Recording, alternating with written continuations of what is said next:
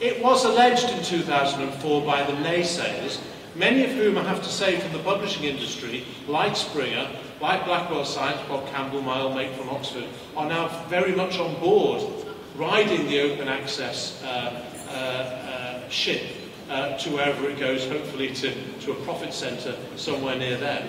But it was argued in the old days by some in the publishing industry that peer review was critical, which it is, and that it would suffer, which it needn't, if open access was the default model. And peer review has not suffered. There are problems with peer review, but all those problems exist in the existing publishing model, and anyone who's able to access the British Medical Journal will have seen a brilliant piece, well, will have seen a piece I wrote anyway, about the Wakefield research fraud, and that isn't, I don't think, a strong enough word to deal with what it was. And I reflect on what might have been done better to prevent that, because I still think, and I argue in that piece, that that could still happen again unless steps are taken to improve peer review, especially with regard to the ethical issues involved in doing tests on children. So those problems existed under the old model, and I'm glad to see that in the dialogue that exists on this question, those sort of unfair attacks are no longer being made the way they were in 2004.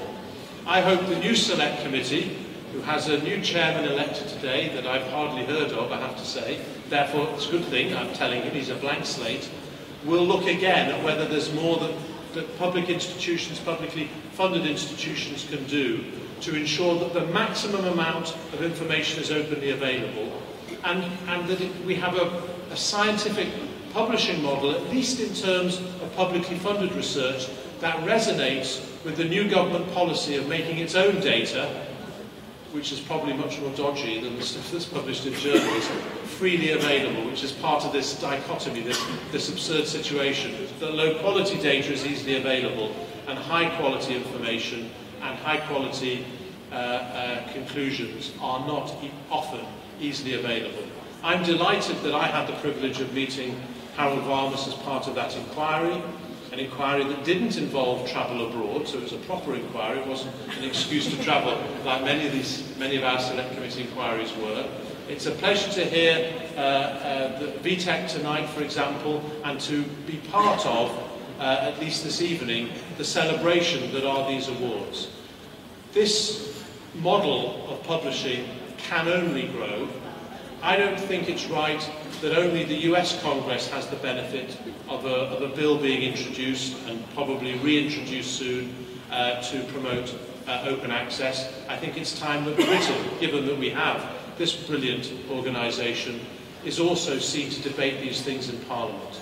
And so part of, while I wait for the next election, which my boss told me rather cruelly would be 5 years rather than the one I was hoping for, while I wait for the next election, where hopefully I'll have found those 80 people, because it's as simple as that, I brag, to get back in. I hope that during this Parliament we can see that publishing becomes a political issue, at least in as far as it needs to, and that access to data, to brilliant research, and to the conclusions that come from that in areas of public interest, particularly in the biomedical sphere, but not just, become part of the political dialogue, which they haven't yet been.